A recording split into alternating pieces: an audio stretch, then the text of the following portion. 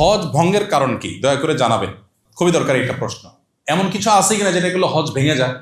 উত্তর হলো দুইটা জিনিস আছে, যে দুইটা জিনিসের কারণে হজ টোটালি ভেঙে যাবে। নাম্বার এক, স্ত্রী সহবাস এহরামরত অবস্থায় যদি করে তাহলে হজ ভেঙে যাবে।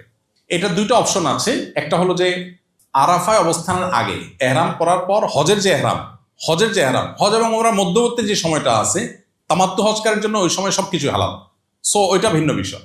কিন্তু হজের এহরামের পর থেকে আরাফাতের ময়দান অবস্থান এর মধ্যবর্তী সময় যদি হয় তাহলে সেক্ষেত্রে তার জন্য ওট দম হিসাবে দিতে হবে এবং এই হজ তাকে আবার করতে হবে। আবার যদি এর পরে হয়, আরাফাত অবস্থানের পরে হয়, ফরজ তওয়াফের আগে হয়, তাহলে সেক্ষেত্রে দম দিতে হবে এবং এই হজ আবার করতে হবে।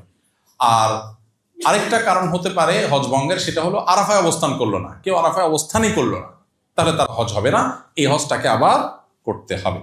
হজের সময় এহরাম বেঁধে মিনায় তাঁবু থেকে বের হয়ে আরাফায় যে গোসল করতে চাইলে এহরাম খুলে ফেলা যাবে কিনা? ভালো একটা মাসালা প্রসঙ্গত আছে। আরাফায় গিয়ে একটু ফ্রেশ হয়ে গোসল করা ভালো, উত্তম, মুস্তাহাব। বিশেষ করে আপনার অনেক ভিড় থাকে, গরম থাকে, ফ্রেশনেসের জন্য দরকার হয়, কিন্তু সেখানে গোসলের ভালো কোনো ব্যবস্থাপনা নাই। শুধু টেপ আছে, কিছু বালতি বা টুকটাক কিছু পাবেন বোতল, এগুলো দিয়ে বসে সবার সামনে গোসল করতে হবে। আলাদা ওয়াশরুমের মধ্যে কোনো কোনো জায়গা ক্ষেত্রে গোসল ব্যবস্থা থাকতে পারে, না থাকলে ওই পাইপ দিয়ে করতে হবে। দুইটা ব্যবস্থাপনা আছে। এখানে খুবই গুরুত্বপূর্ণ একটা বিষয় হলো মা বোনদের জন্য, সেটা হলো মেজরিটি হাজিদেরকে দেখা যায় মহিলারা পর্দার কোনো বালাই নেই। অনেক পুরুষরা আছে, আপনারা প্রস্তুতিমূলক সেশনে দেখছেন, হোটেলে দেখা যাচ্ছে আপনার ওয়াইফ একটা রুমে অন্য মহিলাদের সাথে আছে, আপনি সেখানে হনহন করে ঢুকে যাচ্ছেন, সেখানে অন্যজনের ওয়াইফ আছে। মিনাতে আরাফাতে তাঁবুতে মহিলাদের তাঁবু, আপনার ওয়াইফ আছে, আপনি তাকে দূর থেকে ডাক দেন, ফোন কল দেন না, আপনি ডাইরেক্ট ঢুকে যাচ্ছেন। আমাদের একবার হজের সময় একজন চাচা ছিলেন, চাচার নাম ভুলে গেছি, খুব সবাই চাচার নাম মুখস্থ করে ফেলছে। চাচা একটু পরপর চাচিরে ডাকে, একটু পরপর চাচিরে ডাকে, ডাকেন চাচা, দূরের থেকে ডাকেন না, চাচা ভিতরে ঢুকে যায়। কোনোভাবে চাচা ঠেকানো যায় না, মানে এটার জন্য বহুত আইন মোকদ্দমা করে ওকে শেষ পর্যন্ত ঠেকানো যায় না বেচারাকে, কোনোভাবে সে নিয়ন্ত্রণই করতে পারে না। ওখানে তো মিনা মুজদালিফাতে স্বামী স্ত্রী একসাথে কোটিপতি হলেও থাকার কোনো সিস্টেম নেই, আলাদাই থাকতে হয়।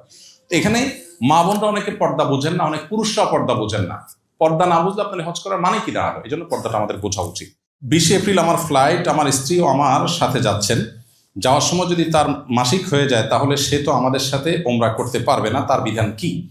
যদি মাসিক হওয়ার কারণে যাওয়ার সময় মাসিক হয়ে যায় তাহলে সেক্ষেত্রে তিনি এহরাম পড়বেন, তালবিয়া পড়বেন, সব কিছু করবেন, শুধুমাত্র একটা কাজ করবেন না, সেটা হলো তওয়াফটা আপনি বাদ রাখবেন। অর্থাৎ হোটেলে যে ঋতুবতী অবস্থায় তিনি হোটেলে বসে খাওয়া দাওয়া করবেন, ঘুমাবেন, রেস্ট করবেন।